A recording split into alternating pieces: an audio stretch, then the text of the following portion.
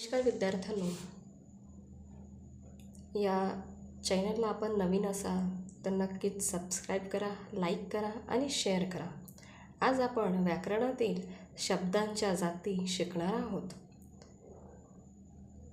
आपण आपल्या मनातील विचार बोलून लिहून दाखवतो, तिला भाषा म्हणतात.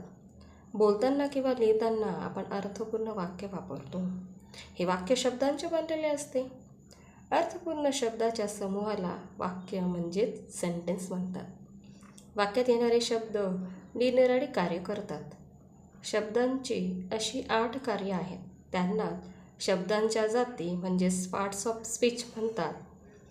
मग शब्दांच्या 8 जाती ज्या आहेत त्या आता आपण पाहूयात.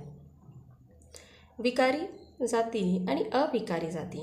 नाम, सर्वनाम, विशेषण आणि क्रियापद ह्या एकूण 4 विकारी जाती आहेत. क्रिया विशेषण अव्यय, शब्दयोगी अव्यय, उभयान्वयी अव्यय, केवल प्रयोगी अव्यय ही चारही अविकारी जाती आहेत. अशा पद्धतीनं आज आपण शब्दांच्या जातीबद्दल विशेष अशी माहिती मिळवली. धन्यवाद.